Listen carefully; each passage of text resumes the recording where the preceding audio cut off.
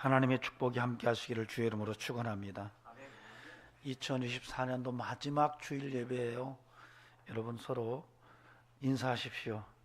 한 해 동안 하나님의 은혜로 살아왔습니다. 서로 인사하십시오. 하나님의 은혜로 살아왔죠. 사무엘상 7장 12절에 에베네셀이라는 말이 나옵니다. 에베네셀이라는 말은 사실은 도움의 돌이라는 그런 의미죠. 그런데 이것이 문맥 쪽에서 본문의 문맥 속에서 해석될 때에는 하나님께서 여기까지 도우셨다라고 해석이 가능합니다. 에베네셀 때문에 여기까지 우리가 왔습니다. 믿습니까? 사실 오늘은 감사와 반성이 교차하는 시간이에요.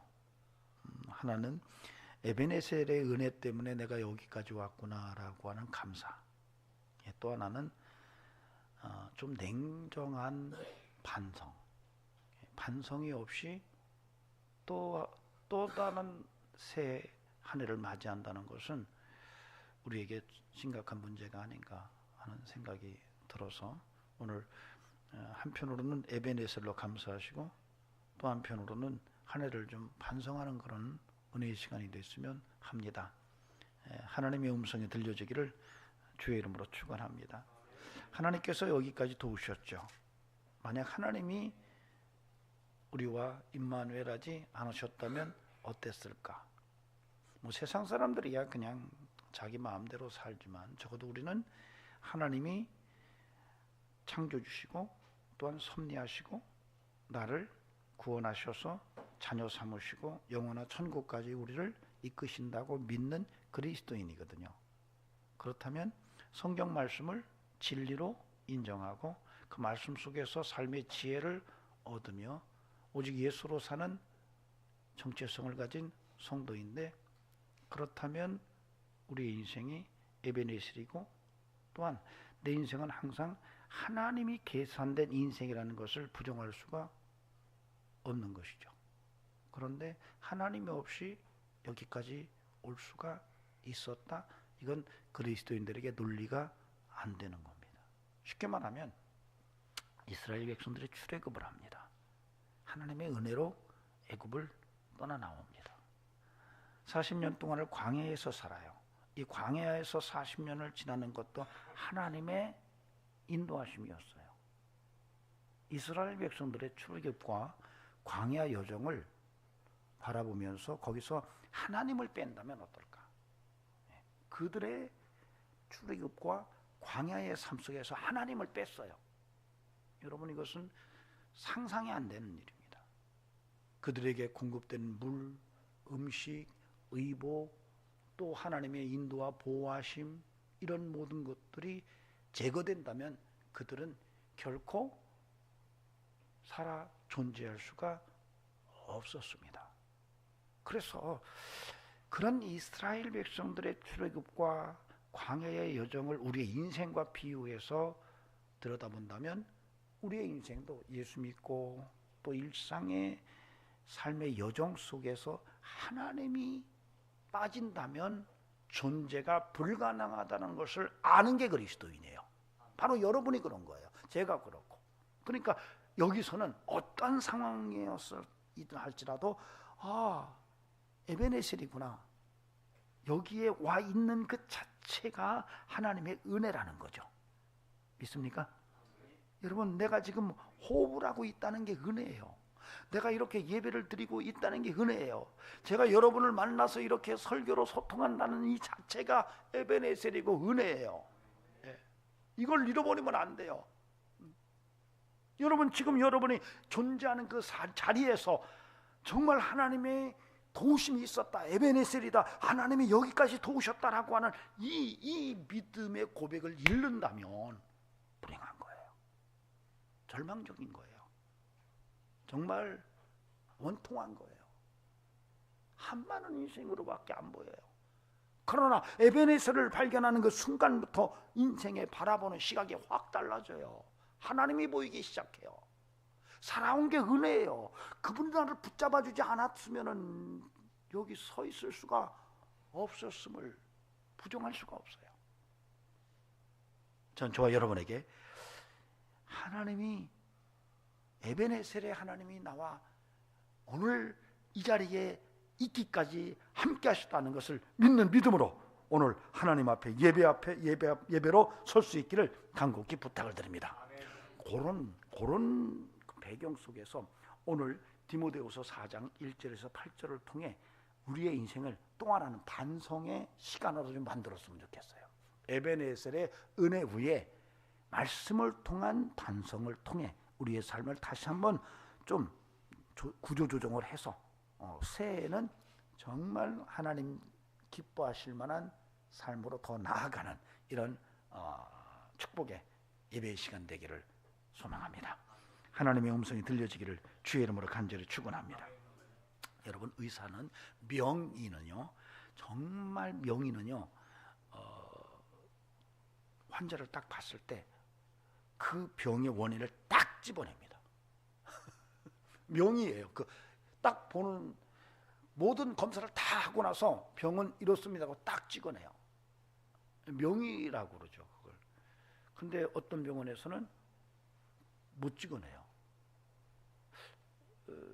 제 우리 케냐에서 선교하는 그 선교사님이 저를 만날 때 우연히 만났어요. 그 형님이 저희 교회 잠깐 지나가다 들려가지고 저하고 얘기하더니 그 다음 주에 누구를 이렇게 부축해가지고 들어더라고요. 그래서 웬일이십니까? 그랬더니 케냐에서 선교사인데 몸이 안 좋아서 한국에 들어왔는데 형님이 목사님 만나자고 그래서 지금 왔다고 그러더라고요. 알고 보니까 한국에서 음악을 가르치는 교수였고 또 미국에 가서 공부를 했고 거기서 신학까지 공부를 했어요. 그리고 케냐에서 선교 사역을 하다가 몸에 병이 나가지고 한국에 들어왔는데 답이 없는 거예요. 사실은 한국에서도 아팠대요. 그런데 미국에 가면 더 좋아질 것 같아서 미국에서 공부하면서 병원에 갔더니 미국 병원에서는 당신 병은 못 고칩니다 그러더래요. 이유가 뭐냐면 원인을 모르겠다고 그러더래요. 당신의 증세는 우리가 알겠는데 이 병이 어디서 왔는지를 우리는 모르겠다. 그러니 못 고친다 그러면서 처방을 안 내리더래요. 야, 이 한국 같으면 이러지 않는데. 그래서 공부를 마치고 한국에 딱 들어왔대요. 딱 들어와서 서울대학병원에 딱 가니까 다 검진을 하더니 약을 딱 주더래요. 야, 한국이 확실히 다르구나. 그리고 약을 먹었대요. 더 하더래요. 약을 먹었는데. 그래서 다시 찾아갔대요. 아니 선생님 그 주신 약을 먹었는데 몸이 더 이상하다고 그랬더니 그래요? 그랬더니 또 처방을 탁 내려서 또 하나 주더래요. 그러면서 선생님 병은 3가지 방법이 있는 것 같은데 하여튼 해보자고 그러더래요. 두 번째 약을 또 먹었는데 도저히 답이 안 나오더래요.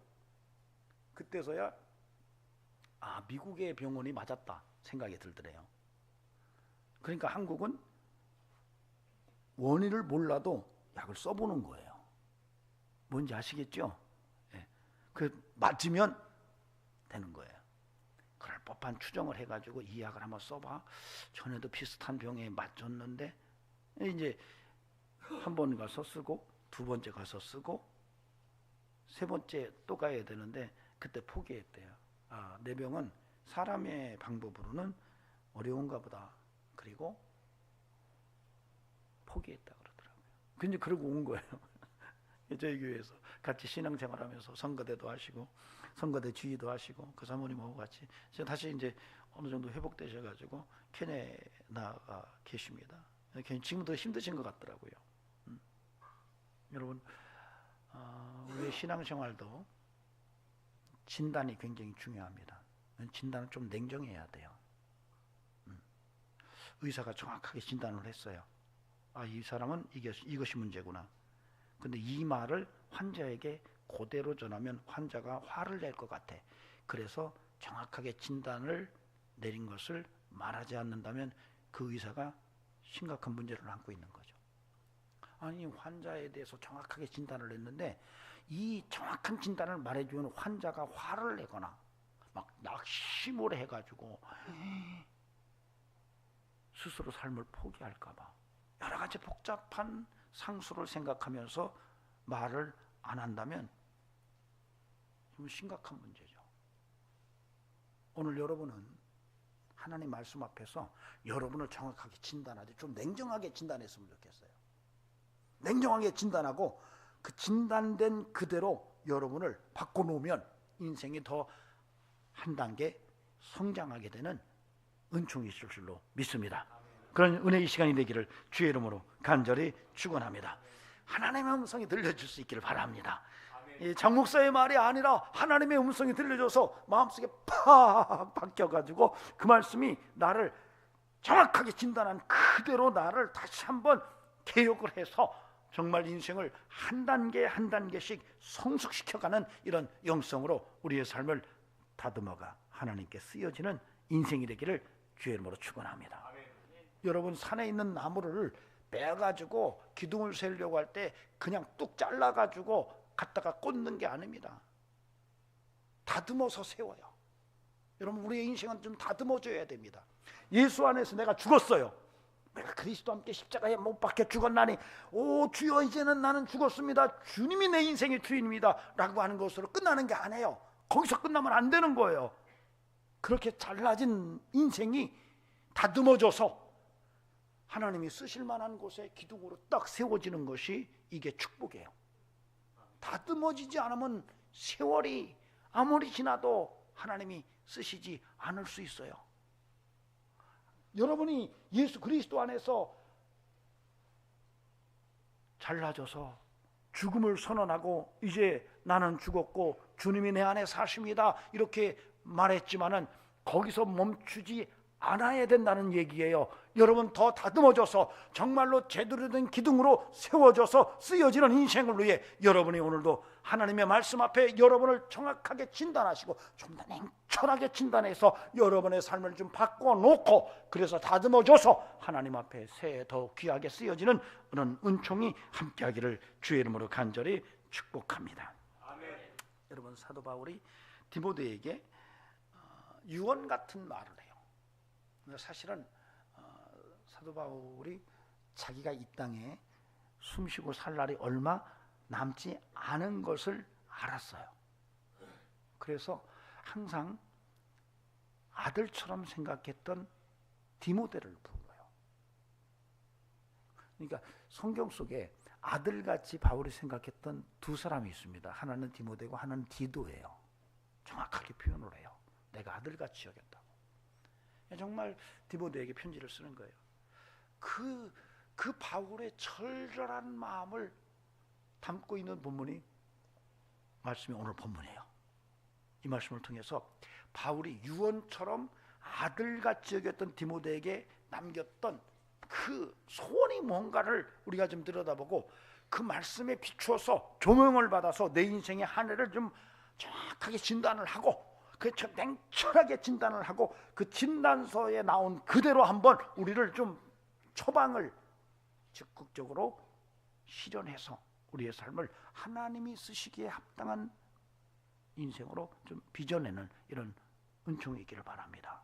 그래서 바울이 그러는 거예요. 내가 이제 이 땅에 숨쉴 날이 얼마 안 남은 것 같아. 내가 이 땅에 살 날이 그리 많지 않은데 내가 너에게 엄히 명하고 싶은 게 있어. 이렇게 말하는 거예요. 그 엄히 명하는 것을 오늘 본문이 우리에게 담고 있습니다. 너는 때를 얻든지 못 얻든지 말씀을 전하는 일에 최선을 다했으면 좋겠어. 바울이 엄하게 명한다고 말하면서 때를 얻든지 못 얻든지 너는 말씀을 전하는 일을 힘써라.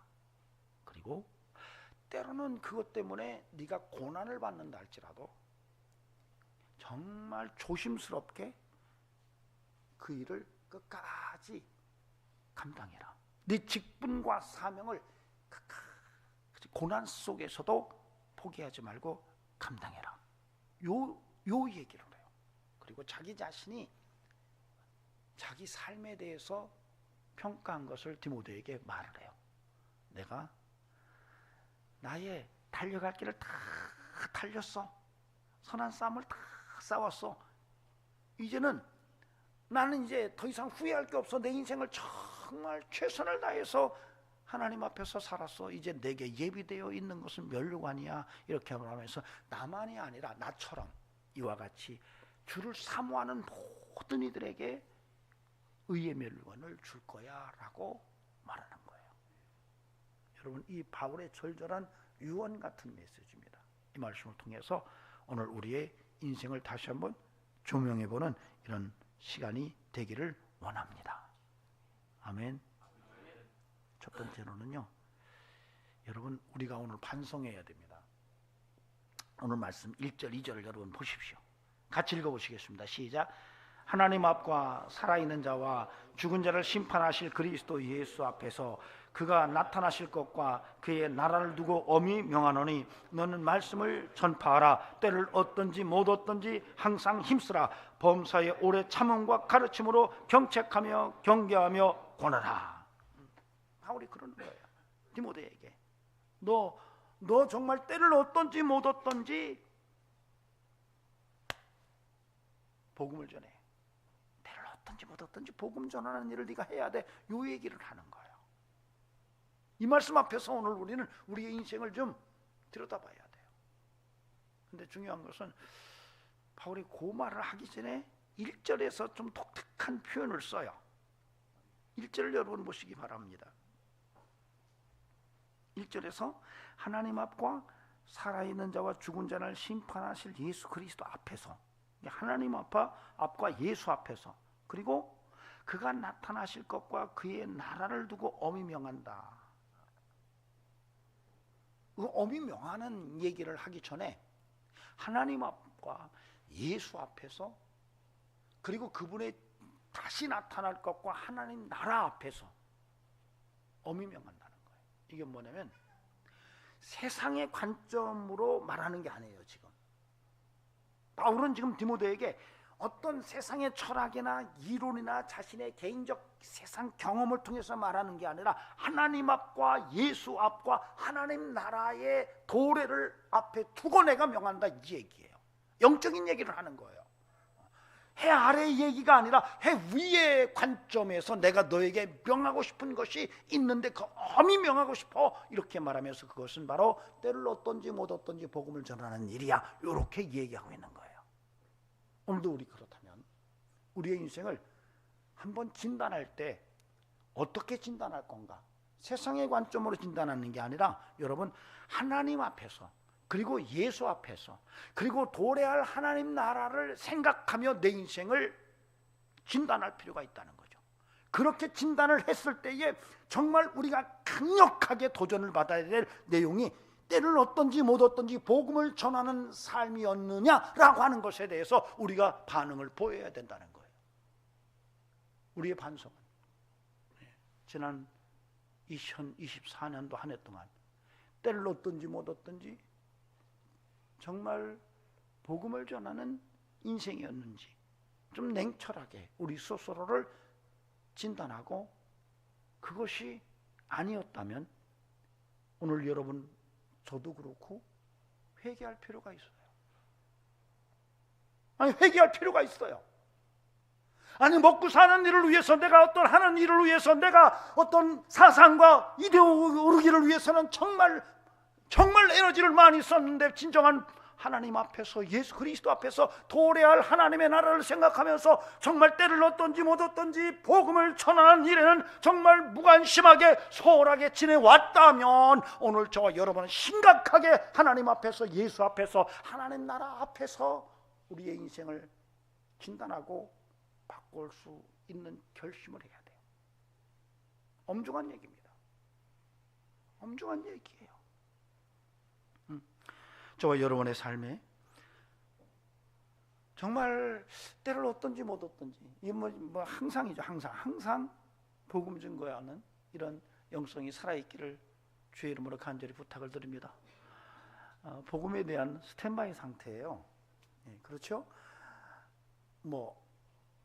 그 복음에 대해서 항상 전하고 싶은 이런 마음을 항상 마음속에 끌어안고, 기회가 주어지면 예수를 전하고 싶은 이런 영성으로 살아왔느냐, 이 얘기를 제가 여러분과 함께 나누고 싶어요. 한번 물어봅시다. 나 그렇게 안 살았어? 손 들어봐요. 이렇게 얘기해야 안 들지. 그러면 또 한번 물어볼게요. 나 그렇게 살았어.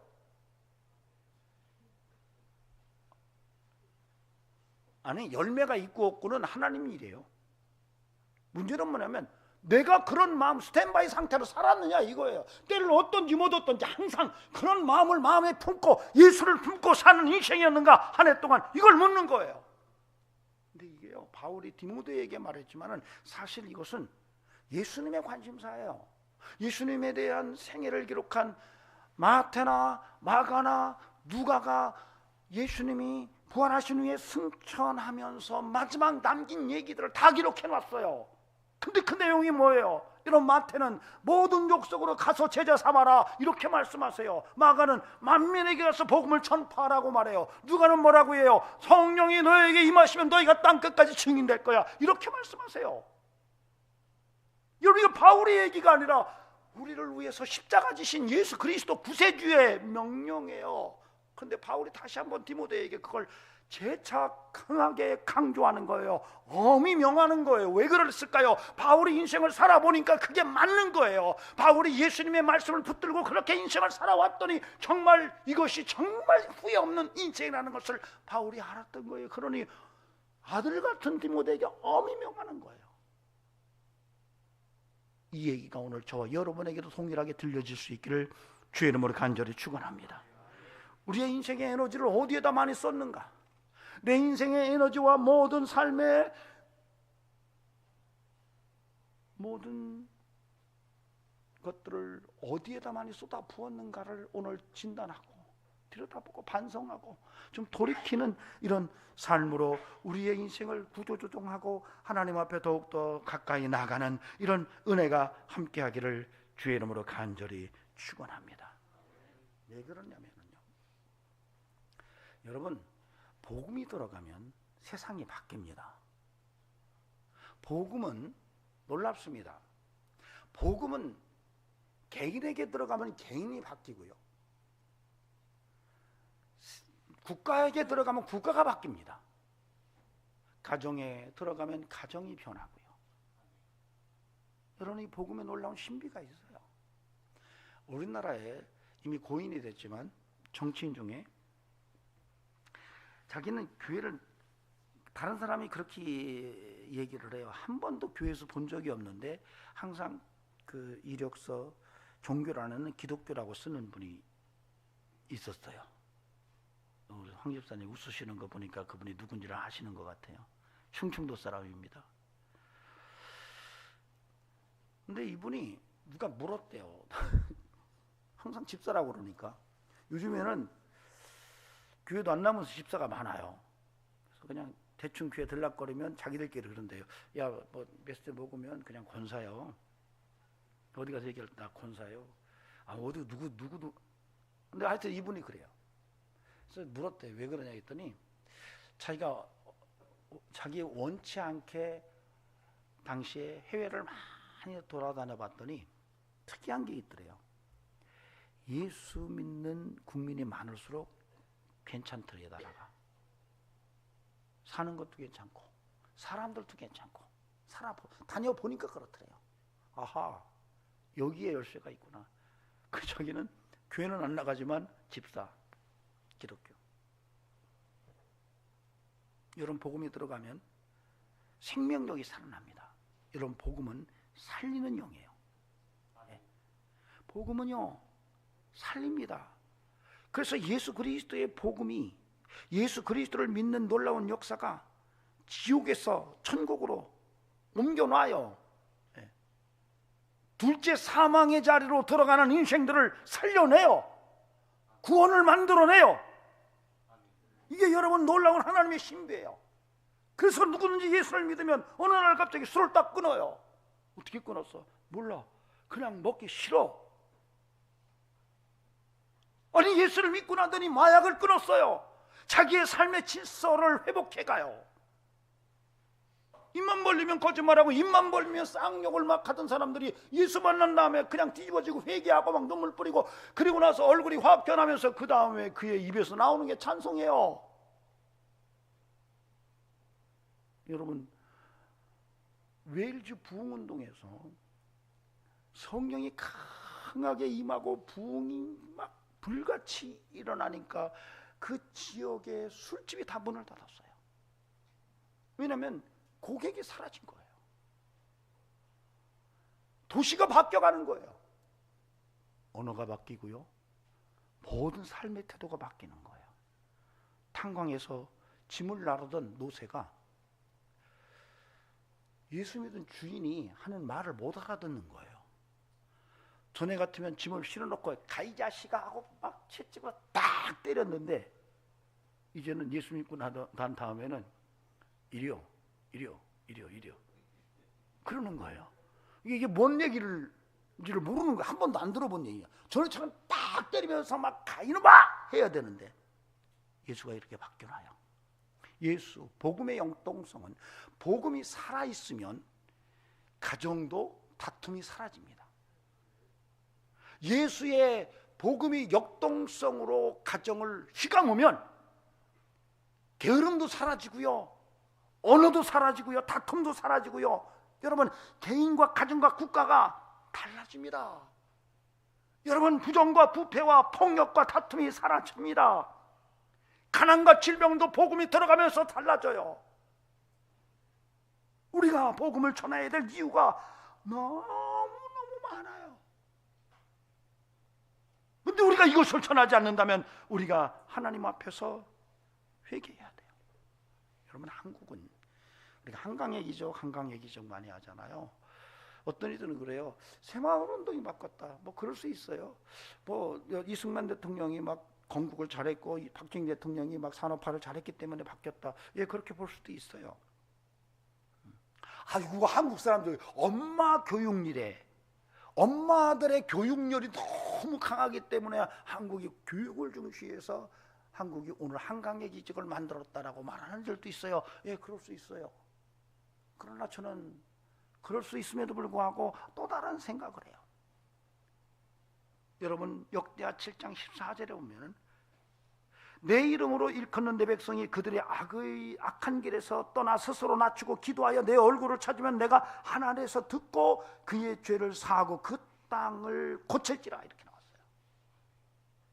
저는 이 말씀을 믿어요.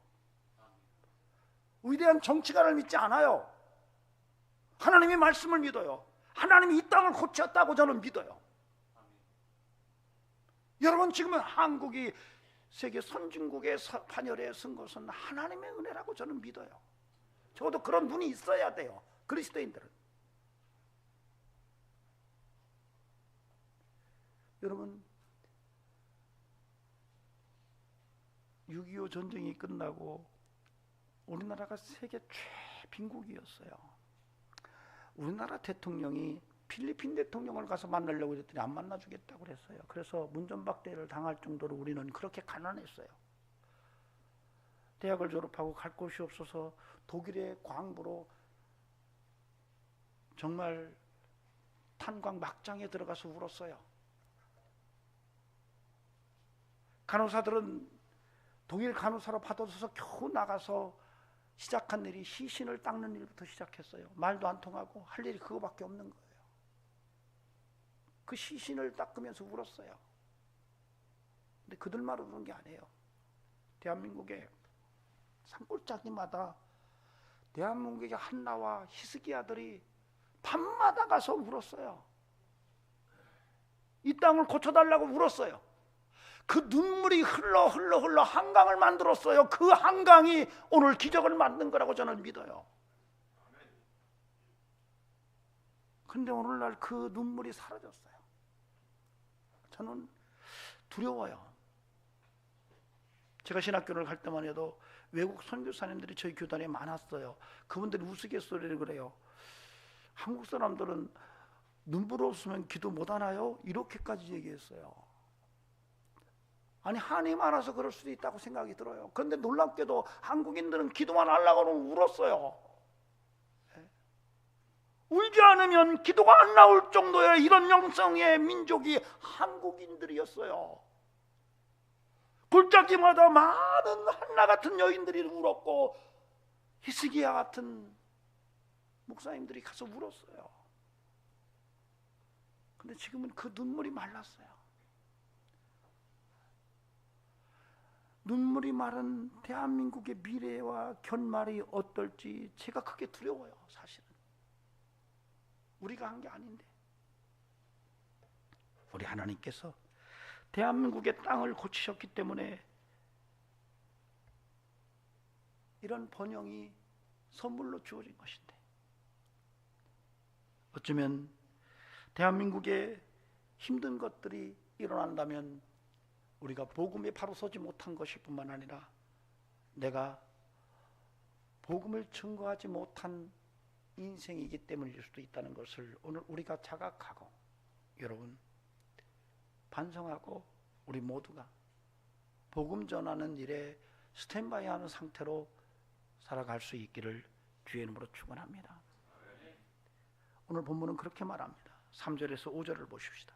때가 이르리니 사람이 바른 교훈을 받지 아니하며 귀가 가려워서 자기의 사육을 따를 스승을 많이 두고 또 그 귀를 진리에서 돌이켜 허탄한 이야기를 따르리라. 그러나 너는 모든 일에 신중하여 고난을 받으며 전도자의 일을 하며 네 직무를 다하라. 이렇게 얘기해요. 바울은 디모데에게 때가 이르리니, 이 때가 이른다는 얘기는 이미 바울이 3장에서 얘기를 해요. 3장 1절에서 때가 이르리니 하면서 그 때가 말세라고 얘기를 해요. 여러분 3장을 보시기 바랍니다. 3장 1절 보시겠습니다. 같이 읽겠습니다. 시작. 넌 이것을 알라. 말세에 고통하는 때가 이르러. 예, 이게 바로 반복되는 거예요. 4장에서. 자, 그런데 때가 이르면, 말세가 되면 어떤 일이 벌어질까? 사람들이 자기를 사랑하며 돈을 사랑하며 자랑하며 교만하며 비방하며 부모를 거역하며 감사하지 아니하며 거룩하지 아니하며 무정함을 하며 원통함을 풀지 아니하며 무모하며 절제하지 못하며 사나우며 선한 것을 좋아하지 아니하며 배신하며 조급하며 자만하며 쾌락 사랑하기를 하나님 사랑하는 것보다 더하며 경건의 모양은 있으나 경건의 능력을 부인한다. 이게 이제 3장에서 말하는 마지막 때에 사람들이 사는 삶의 모습이에요. 근데 4장에서 때가 이르리니 라고 말하면서 또 얘기를 해요. 바른 교훈을 받지 아니하며 귀가 가려워서 자기 사역을 따를 스승을 많이 두고 그들이 진리에서 돌이켜 허탄한 이야기를 따를 것이다. 이렇게 얘기를 해요. 여러분 말세가 되면은 진리에 대해서 듣고 싶지 않다. 허탄한 이야기에 더 쏠려간다 이 얘기예요. 자, 3장에서 말하는 마지막 때의 모습과 4장에서 말하는 마지막 때의 모습이 오늘 우리들에게서 보이죠? 아닌가요? 여러분, 자기를 사랑하며 돈을 사랑하며 자랑하며 교만하며 비방하며 부모를 거역하며 감사하지 아니하며 거룩하지 아니하며 무정하며 원통함을 풀지 아니하며 모함하며 절제하지 못하며 사나우며 선한 것을 좋아하지 아니하며 배신하며 조급하며 자만하며 쾌락 사랑하기를 하나님보다 더 사랑하는 모습이 오늘 우리에게서 보이지 않나요? 진실한 얘기를 해도 진실한 얘기보다는 허망한 이야기에 더 쏠려서 거기에 귀를 기울이는 이런 모습이 우리에게서 확인되지 않고 있나요? 그렇지 않습니까? 이런 일이 벌어지면 바울은 여기서 끝나지를 않아요. 그 다음에 예수 믿는 너는 고난을 받을 수 있어, 이 얘기를 하는 거예요. 그 다음이. 그래서 그런 때가 되면 너는 고난을 받을 수 있는데 그 고난이 있다 할지라도 너의 직임을 잘 감당해라, 이 얘기를 하는 거예요. 여러분, 바울은 복음을 증거하다가 네로 황제가 로마 시내를 불사질르고 그것을 기독교인들에게 덮어씌웠을 때 그 책임을 물어서 참수형을 당한 사람이 바울입니다. 이건 바울은 알았어요. 그냥 자연 수명으로 간 게 아니에요. 바울은 로마 시민권을 가지고 있었기 때문에 십자가 처형을 할 수가 없었어요. 바울은 특별히 로마 시민권자이기 때문에 참수형을 했어요. 바울은 그걸 알았어요. 예견하고 있었어요. 그러니 사랑하는 아들 같은 디모데에게 너도 고난이 있을 거야. 그러나 고난이 있어도 너의 책임을 끝까지 감당해야 돼 라고 유언하고 있는 거예요. 오늘날 예수 믿는 믿음의 성도들이 복음을 위해서 자기 직분을 위해서 고난당하는 일을 기뻐할 수 있어야 하는데 그런 삶을 그렇게 원하지 않는다는 거예요. 어때요? 한 해 동안 복음을 위해서 힘들고 어려워도 그 복음의 길을 직분을 감당하느라고 힘든 것을 기쁨으로 이겨내면서 신앙생활 하셨나요? 만약 그렇지 못했다면 우리는 우리 삶을 회개해야 됩니다. 예수님 때문에 때로는 부도날 수도 있는 거예요. 예수님 때문에 해고될 수 있어요. 아니 앞으로 말세가 되면 더 심각한 일이 일어날 수 있어요.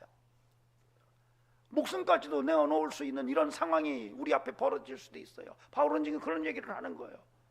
그러나 그런 고난이 있다 할지라도 너희가 복음을 붙들고 전하는 일에 있어서 너희의 직분을 결코 포기하지 말 것을 교훈하고 있습니다. 전 저와 여러분에게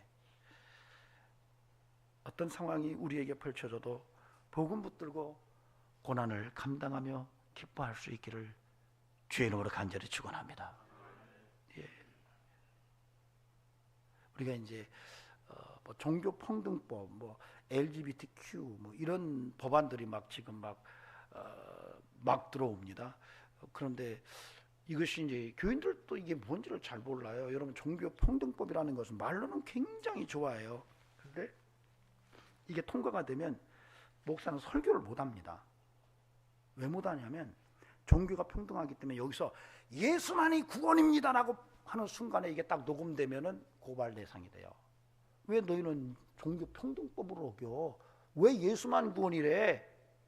절에도 구원이 있고 무슬림에게도 구원이 있고 구원은 어디든지 있어. 근데 왜 너는 오직 예수만이라고 그래? 이렇게 얘기하면 이게 종교 평등법에 위축이 돼요. 근데 이걸 목사들이 반대를 해야 되지 않나요? LGBTQ, L 뭐죠? 레즈비언, G, 게이, B, 바이섹슈얼, 양성애자, T, 트랜스젠더, Q, 큐어 축제. 이것은 하나님의 창조에 대한 강력한 반항이에요. 여러분 이 법이 통과된 미국 몇몇 주나 영국 같은 데서는요 동성애가 죄입니다 하고 설교하는 그 순간에 목사는 감옥에 가든지 벌금을 내야 돼요. 설교 못해요. 나중에는 자녀가 아빠 나는 아들인데 엄마 내가 생각할 때 딸 같아. 네가 뭐 무슨 그 딸이야 아들이지? 그러면 그거 고발하면 걸려요. 이런 세계가 이미 와 있어요. 우리나라 그 법안 지금 통과시키려고 그래요. 이런 현실이 더 급박하게 되면 예수 이름 부르다가 붙들려 갈 수 있어요. 그때 붙들려 가겠다고 현찰은 아니니까 손 들어 봅시다. 나 붙들려 가겠습니다, 목사님. 손.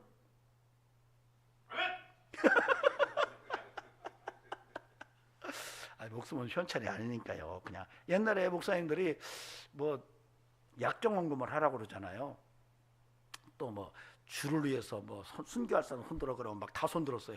그때는 야 어떻게 다 손드냐 저게. 그런데 어느 목사님이 그러시더라고요.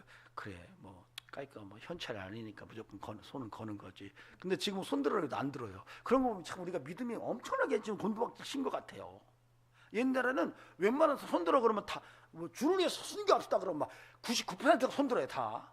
그 뭐 누구 눈치 보는 게 아니라. 근데 요즘은 손들으라고 그래도 한 명만 손들어요. 나는 고난 예수 믿고 고난 받는 거 싫습니다. 나는 고난이 오면 나 예수 안 믿겠습니다. 하고 손 들어보세요 한번. 여러분 우리가 복음을 위해서 신앙생활하는 것에 때로는 내가 경제적인 손해를 볼 수도 있고요, 신체적인 어떤 압박이 있을 수도 있습니다. 그러나 여러분, 그럼에도 불구하고 복음을 포기하지 않는 이런 영성이 저와 여러분에게 함께하기를 주의 이름으로 간절히 축원합니다. 여러분, 놀랍게도요, 하나님의 카메라가 있어요. 우리가 이제 CCTV, 여러분 CCTV가 옛날 30년 전에 CCTV 상상을 못했거든요. 근데 지금은 CCTV가 각처에 퍼져 있어요. 그래서 유호일 집사가 어디를 갔다가 어디를 거쳐서 술집에 들렸다가 교회 왔다라는 게 딱 다 찍혀 있어요. 까면. 이게 심각한 거죠. 근데 여러분, 인간의 기술도 그렇게 정확한데 하나님의 카메라는 계속 따라다니는 거예요. 여러분이 뭘 하든지 다 찍혀 있어요. 큰일 났죠. 어느 분이 천국에 갔더니 주님이 이제 옆에 앉아 있고 영화를 한 편 보자고 그러시더래요. 자기 삶에 대해서. 근데 TV처럼 나오더래요. 그런데 희한한 것은 말이 들려오는데 너 무슨 죄 졌지? 아닙니다. 그럼 그 장면이 딱 나오더래요. 근데 다행한 것은 회개한 것은 안 나오더래요. 정말 정신 바짝 차려야 됩니다. 다 찍혔어요. 다 찍혔어요. 저 뒤에 최윤일 성도님 다 찍혔어요. 예. 유명한 그 인도네시아 선교사였던 멜테리 선교사, 지금도 살아 있습니다. 한국에도 몇 번 왔었고 지금 아마 미국 하와이 거주하나 그래요. 그분이 쓴 책이 급하고 강한 바람처럼 이런 책 갖고 또 한 권, 두 권을 썼어요. 근데 그 책 읽어보면은 성경에 나오는 기적들이 다 나와 있어요, 거기에. 근데 이분이 무슨 얘기 하냐면은요, 어느 날 아이들을 데리고 찬송을 하는데 주님이 하늘에서 음성이 들리더래요. 너희들 찬양이 너무 아름답다. 너희들이 그 찬양을 내가 녹음해가지고 너희들에게 들려줄게 그러더래요. 근데 녹음기도 없고 그 당시에 그런 생각도 잘 못할 때였대요. 근데 선교지에서 그런 경험을 한 거예요. 그래서 애들이 정말 아름답게 찬양한 그 찬양이 다 끝난 다음에 좀 있으니까 갑자기 하늘에서 걔들의 찬양 소리가 빡 터지더래요. 그러니까 아이들이 자기 목소리가 들린다고 너무 좋아하더래요. 여러분, 성경에 기록된 것들이 그냥 꾸며낸 어떤 이야기가 아니라는 거예요. 실제로 여러분이 경험된 사건들임을 여러분이 알고 여러분 인생을 살아가면서 여러분이 복음 때문에 손해보고 복음 때문에 고난당하고 정말로 힘든 여정이 있다 할지라도 하나님께서 카메라로 다 찍어 놓으셨다는 것을 여러분이 믿고 믿음으로 그것을 견뎌내면서 받은 사명 직분 끝까지 잘 감당하는 이런 성도가 되시기를 주의 이름으로 간절히 축원합니다. 예수 믿다가 손해보는 거 여러분 하나님이 다 아세요. 여러분, 우리가 이 아브라함이 이삭을 바치라고 그러니까 그 이삭을 데리고 새벽 일찍 일어나서 모리아에 있는 사흘 길을 걸어가요. 거기서 하나님을 경험합니다. 그때 여호와 이래다 이렇게 고백을 해요. 여러분, 이것이 여호와께서 예비하셨다라는 말로 성경 문맥 속에서 번역이 되지만 사실은 이것은 직역을 하면 뭐냐면 하나님이 보셨다라는 말이에요. 이래라는 말은 원형이 라예요. 라라는 말은 봤다라는 말이에요. 그 말은 사실은 아브라함이 사흘 길을 그렇게 고민하면서 아들을 잡아 죽이려는 마음을 그냥 끝까지 붙들고 가는 이 아픔을 하나님이 다 보셨구나. 내가 얼마나 힘들었는지를 하나님이 보셨구나. 거기서 여호와 이레를 외쳤던 거예요. 하나님이 보셨다. 내가 고난당하고 고민하고 힘들어하는 것을 하나님이 하나도 빼놓지 않고 보시고 이렇게 피할 길을 예비하셨구나라고 하는 의미예요. 여러분, 그러므로 여러분의 인생을 살아가면서 예수님 때문에 당하는 역경과 고난이 여러분 결코 헛된 것이 아니라는 것을 아셔야 돼요. 하나님이 다 보고 계십니다. 하나님의 카메라가 다 찍고 있어요. 여러분, 여러분의 삶의 모든 것이 하늘에 다 저장돼 있어요. 여러분, 이것을 안다면 우리가 인생을 살아가면서 복음을 위해서 선한 싸움을 싸우는 것은 결코 헛된 일이 아니에요. 복음을 위해서 고난당하는 거 결코 허망한 일이 아니에요. 너무나 값진 거예요. 바울은 그런 얘기를 디모데에게 권면하고 있습니다. 또한 저와 여러분에게도 그런 권면이 아멘이 될 수 있기를 주의 이름으로 축원합니다. 마지막으로 6절에서 8절을 보시겠습니다. 전제와 같이 내가 벌써 부어지고 떠날 시각이 가까웠도다. 나는 선한 싸움을 싸우고 나의 달려갈 길을 마치고 믿음을 지켰으니 이제 후로는 나를 위하여 의의 면류관이 예비되었으므로 주 곧 의로우신 재판장이 그날에 내게 주실 것이며 내게만이 아니라 주의 나타나심을 사모하는 모든 자에게도니라. 바울은 자기 인생을 후회 없이 살았다고 그렇게 디모데에게 말해요. 나 달려갈 길을 다 싸웠어. 난 선한 싸움을 다 싸웠어. 이제 내가 기다리는 것은 의의 면류관이 예비되었을 것으로 나는 믿어. 나뿐만이 아니고 주를 사모하는 모든 자들도 마찬가지일 거야. 이렇게 얘기하는 거예요. 여러분도 그게 포함된 줄로 믿습니다. 아멘. 이거 아멘 하셔야 돼요. 여러분도 거기에 포함된 줄로 믿으시면 아멘 하시기 바랍니다. 예, 정말로 면류관 받는 인생이 되어야 되지 않아요? 하나님 나라에 갔더니 하나님께서 착하고 충성된 종아 하면서 면류관을 주시는, 그래서 면류관 받을 수 있는 인생을 산다는 것이 얼마나 귀한데, 여러분 바울이 오늘 그 얘기를 하는 거예요. 저는 우리 성도님들 모두가 하늘에 상급이 있는 그런 은혜가 함께하기를 주의 이름으로 간절히 축원합니다. 한 해 동안 상 받을 만한 인생을 사셨나요? 어때요? 하나님께서 여러분의 한 해의 삶을 보시고 그래 착하고 충성된 종이었구나 그런 소리를 하실 것 같습니까? 아니면 악하고 게으른 종이었어 좀 더 분발해. 여러분은 어떤 소리를 들을 수 있을 것 같습니까? 좀 냉철하게 스스로를 진단하십시오. 진단이 정확해야 정확하게 치료가 가능합니다. 아하, 내가 면류관 받지 못할 것 같으다.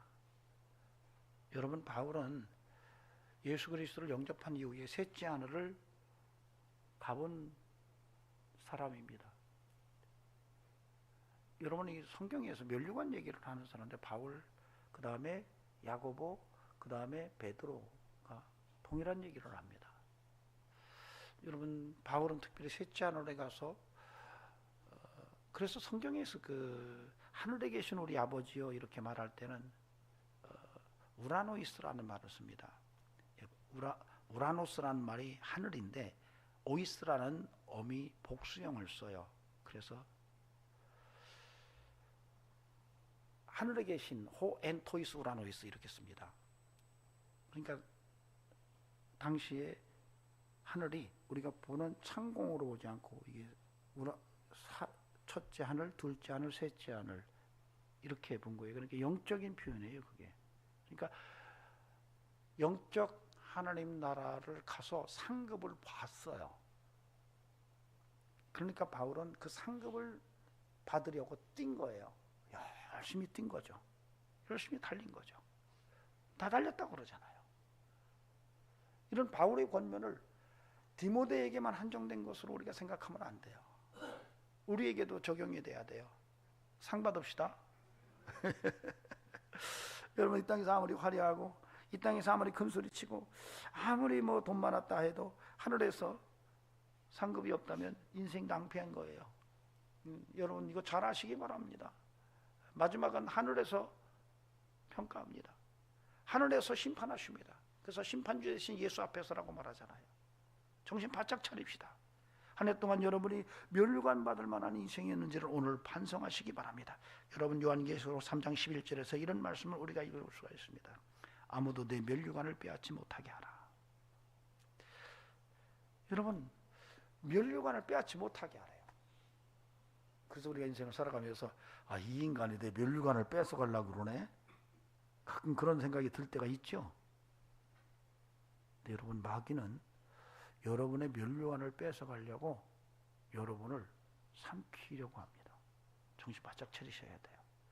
마귀에게 면류관 빼앗기지 않길 바랍니다. 면류관을 빼앗지 못하게 하라고 그러잖아요. 예. 우리가 진짜 사는 바른 길은 하나님 앞에서 면류관 받는 거예요. 그날의 상급이 없다면 우리의 인생은 어쩌면 헛된 인생일 수도 있어요. 저는 우리 성도들의 삶 속에 이제는 면류관 받는 인생을 향하여 힘있게 사는 이런 영성이 함께하기를 주의 이름으로 간절히 축원합니다. 때를 얻든지 못 얻든지 복음을 좀 전하고 삽시다. 그렇지 못했다면 반성하시고 회개하시고 그런 인생으로 좀 구조조정하시기 바랍니다. 고난이 있어도 여러분이 복음을 위해서 더 견고하게 받은 바 직분과 사명을 감당할 수 있기를 바랍니다. 그렇게 사시지 못했다면 새해에는 그런 삶을 마음속에 작정할 수 있기를 간곡히 부탁을 드립니다. 또한 하나님 앞에서 상 받을 만한 인생 사시기 바랍니다. 인생은 하나님이 주장하십니다.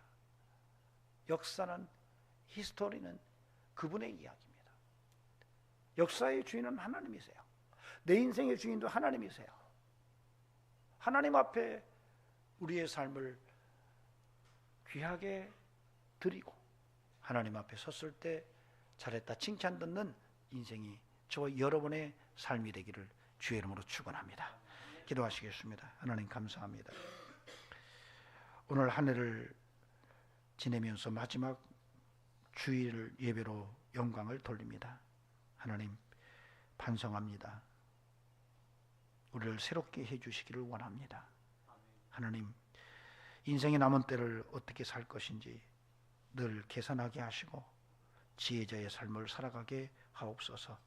이제는 우리 구주 예수 그리스도의 은혜와 하나님 아버지 살아계심과 성령님의 역사하심이 오늘도 하나님 나라의 일꾼으로 하나님 앞에 바로 서기를 원하는 귀한 심령들에게 영원토록 함께 하시기를 간절히 축원하옵나이다.